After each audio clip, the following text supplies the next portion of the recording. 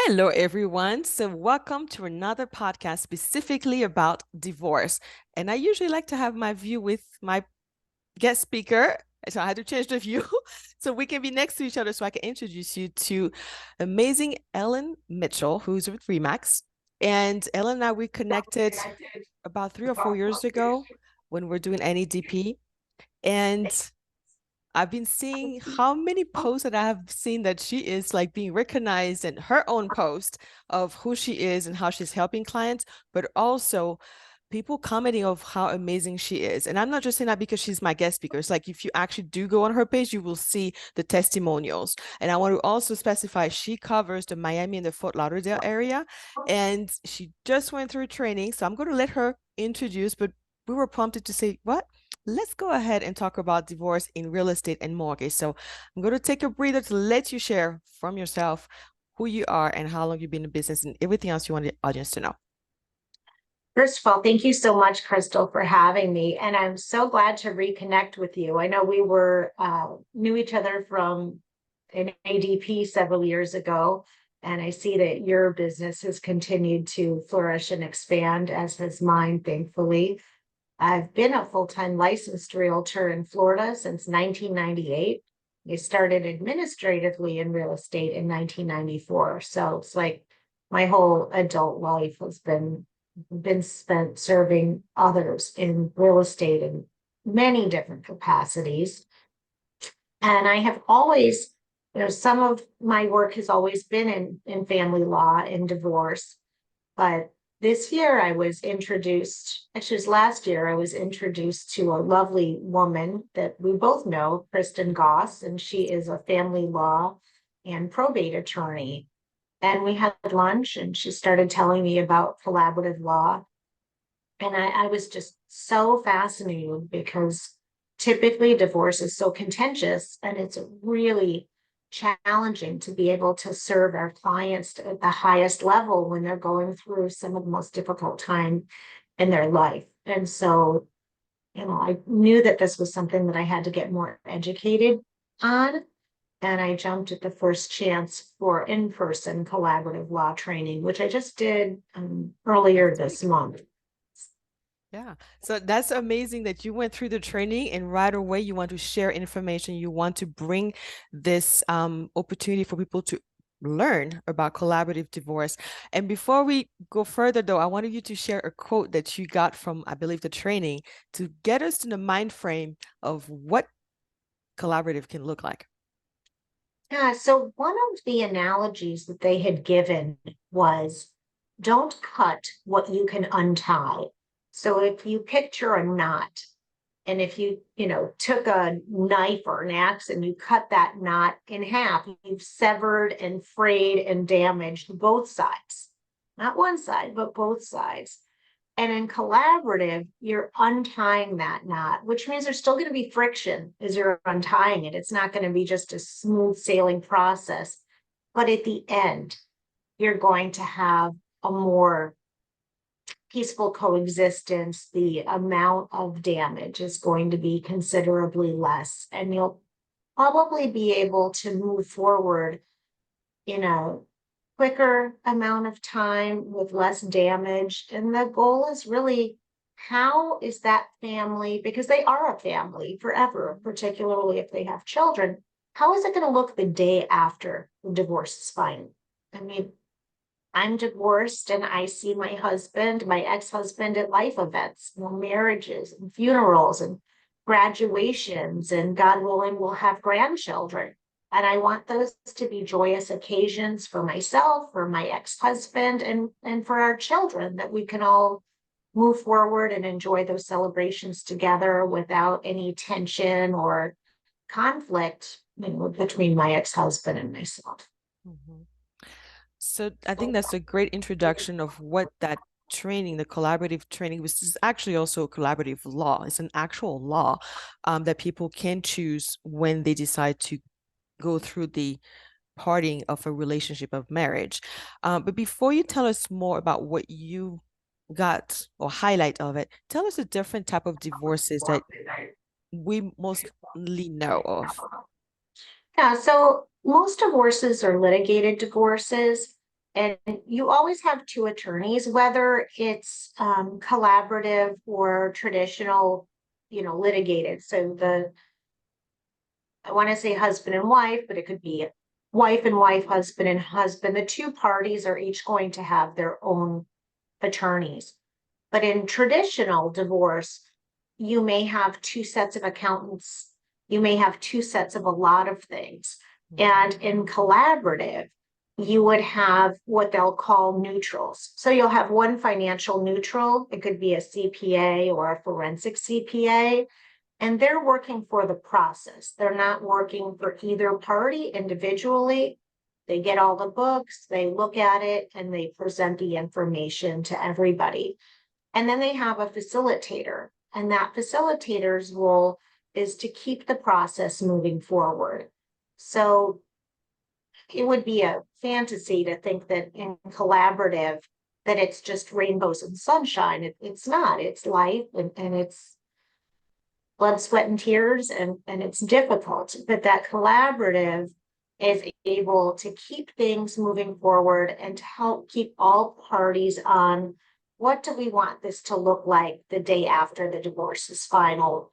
And didn't we say in the beginning that we were committed to being able to share those life events and to have them be as peaceful and joyous as ourselves and our families deserve them to be. Right. So the intention and the commitment once entering into collaborative is very distinct from just filing for a divorce with the traditional way that most people would know. And even like mediation, that's even different because now you even spoke about health professional to be there to facilitate. So that to me is very powerful. Now, when it comes to collaborative and your traditional divorce and you as a realtor, how do you see the difference for you coming into the picture? When do you come into the picture in collaborative compared to a traditional where somebody just say, hey, I got divorced. So this is a done deal versus I'm about to sign my agreement and can you look at what I can do? Like when it's collaborative, at what point do you come into the picture?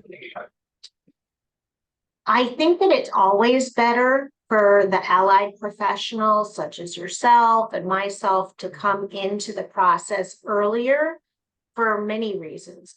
One of the reasons, and I've seen this happen, unfortunately, many times, is people are working off of a set of numbers. They think that they have X amount of equity in the home because perhaps the home is valued at $800,000 and they believe that they have $400,000 of debt in the home. And so they have $400,000 of equity. But people don't usually do a title search. And I have found more times than I would like to remember that there are additional judgments against that property, perhaps an IRS lien that one of the parties did not know was there.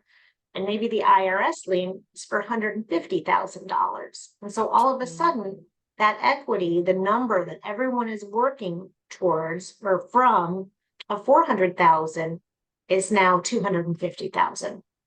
So I believe a real estate professional I always recommend, let's do a title search and make sure of the numbers that we're looking at so that we can just make sure the numbers are correct. And then oftentimes I find that primarily I find that the wife, there are children involved, will want to stay in home. And it's often a really harsh reality when, Kristel, you or someone in your role comes in and says, I'm not going to be able to stay in because the numbers are just not going to support that. And so I try to really dig down. I know it's the death of a dream and that they don't want to give up the home, but if they have to, I want to figure out what is it besides that physical structure that they want to remain in the home. And perhaps it's they want their children to remain in that school district. Their children grew up in the area and all of their friends are there. And so just because the home needs to be sold doesn't mean that they can't stay in the area. Oftentimes we can find a smaller home in the area or go from a single family home into a townhome or a villa. So really uncovering why it is that they want to stay in the home and trying to meet as many of their objectives as, as possible. And the earlier I get involved in that conversation, it can really help allay some of the fears that people have about where am I going to go? This is where I've been, and I don't even know what life is going to look like, and my children are going to be uprooted. And, if we can do some of that work beforehand, it can help lower tensions, lower stresses, and make people feel more comfortable that might not be the exact outcome that they want, but it's something that they can live with. Definitely agree with you, because even on my end as a lender, when a client has already gone through the process of signing their agreement and the attorney did not really know whether or not they'll qualify based on the terms of like, okay, I'm going to keep the house or I'm going to sell it. But what does it look like for the client to qualify based on alimony, child support, the debt of it, or even as income? So that's why we as professionals in the real estate and mortgage industry, we feel like it's as soon as possible, get us in. And when I say as soon as possible, like at the beginning stage, when you start thinking about, I think I need to go ahead and get a divorce, then I won't say think of us, because we don't want to think of divorce associated to that, but you think of us as an expert that can help you see the reality of the numbers. There are dreams, like you mentioned, like there's desire, there's a need, but there's also the fact of the numbers. So let's look at the numbers and make the things work, where Ellen can go ahead and achieve the dream with the numbers that work. So that collaboration is a loose word for that aspect, but that's the beauty of also collaborative divorce, because that is the intention. It's like we're bringing all those experts together to get the best outcome versus I'm divorced, I'm done, what do I do now? So I love how you explain where you also listen deeply of what's really deeper than that structure, that dream that we are parting with. So thanks for sharing that. You had some key words that I liked, because I do believe words are powerful. Even as an energy practitioner, words have energy. There's a frequency. There's so much with words. And collaborative in your training, you also got a few that you would like to share with us, the distinction that I can create in the process. Would you like to share those with us? Yeah, the one that I really liked the most was it's an option, not an offer. It's not one party saying to the other, all right, I'm going to offer you this. It's, well, perhaps this is an option. And typically in divorce, you have one party meeting with their attorney and they're brainstorming a bunch of options that are best scenario for them. And you have the other party and their attorney brainstorming a bunch of scenarios that are best case scenario in their world. In collaborative, the parties come together and they brainstorm all of the options. So in collaboration, it really expands the options and you're able to throw everything up on the board. Doesn't mean that everything is going to work, because it's not, but you can get everything up on the board. And perhaps by that brainstorming, you're going to be able to come up with an option that neither party would have come up with individually, that is a win for everybody. Like, oh, I never thought about that. Perhaps this. And so you're really getting that collective, wisdom of the group to come up with options that are, that are a win for the family and a win for everybody, instead of I win, you lose. And that's the typical scenario. And, mediation is really about narrowing the gap, where collaboration is about expanding the options. And I think that's a huge distinction that you get in a collaborative divorce. Great. Those are very two powerful distinctions. I think it's almost like a good takeaway from this conversation. What else would you like to share about either your training or you as a realtor getting into the mix of specifically collaborative divorce? So collaborative divorce is not for everybody. It's nice now that and I'm speaking only of Florida because this is where I'm licensed and this is where I practice. But family law attorneys have to give clients all of the options now, including collaborative. But many attorneys will just gloss over that collaborative app's probably not for you. And so I think knowing that it is an option and finding out what does that look like, it doesn't mean that that's going to be the way that you're going to resolve things, but that it's an option. I know for myself that when I went through my divorce several years ago, it was very contentious and it was basically I win, you lose. And I think that we would have been very good candidates for the collaborative process. And so I really just want to be able to educate my clients that this is an option. And I would certainly suggest exploring it. Whether it's for the person or not, I can't decide. They need to decide that with the help of their team and their specific situation. But prior to this, I really didn't even know that that was an option. I don't remember that it was presented to me as an option. It may have been, but when you're going through that time in your life, it's a very heated time. So the memory is a bit fuzzy about it. Right. There were some other things, like it keeps the MSA, the marriage settlement agreement, and the parenting plan out of the court records. So a lot of celebrities actually like, or high net worth individuals like collaborative because it does keep things out of the court records.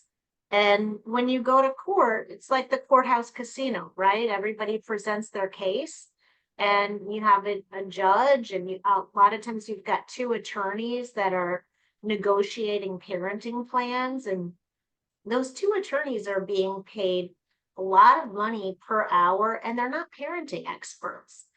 In collaborative law, you have your facilitator, which is typically a mental health professional that can sidebar with both parties and help to negotiate a parenting plan, perhaps talk to the children if that's appropriate, at a much lesser rate than an attorney and with a much higher qualification to be able to do that. So there's a lot about it that I really like. And I do spend a lot of my practice in probate guardianship and senior relocation. I've tended to not be as proactive with family law, mostly because of the contentious nature of it. And I just love the opportunity to be able to offer my clients another way to look at it, another option, Option, and to right? be able to be continue to That be of word. service, Mhm. right? It's Mhm. another option that they may not know is available. And I think that that is our job. I look at it as my job is to serve my clients at the highest level. And I know you have the same mindset, and to let them know of all the options. And then at the end of the day, they're the decision makers. But I feel like I've done my job if I'm able to educate them and let them know about all the options that are available so that they can make an informed decision. Powerful. Very cool. So to close, I would like to remind everyone that you are in Florida, specifically Miami and Fort Lauderdale. But if anyone is interested in understanding better the collaborative as, like we said, an option, not so much we just offering a bunch of things at you, but it's options that you get to choose from education. I'm going to take a risk by saying people can reach out to you, and if necessary, that you can refer them to another realtor if you're not in that area, because you have now that expertise as divorce, collaborative divorce, I would say specialist, or you actually have it as a planner. So if you have any questions regarding real estate and collaborative, I invite you guys to reach out to Ellen and ask questions. And if she's not covering the area that you're in, I'm sure she'll have from Remax a bunch of realtors that she can connect you with, because now you would have that better understanding. So that education. And then I will end with, on my end, the expansion. versus the narrowing part of it. I love that, the expansion. So let's expand our understanding of, okay, I'm going to sell my house, buy another one, whatever the case may be for you, but expand from my narrow of what I already know to what's out there truly that might best benefit my family, not what my parents went through or my friends, but what I know true in my heart that I want my kids to experience from this divorce. Because I can testify my parents' divorce wasn't one that I can share from heart. It's like, oh my gosh, it's more from pain.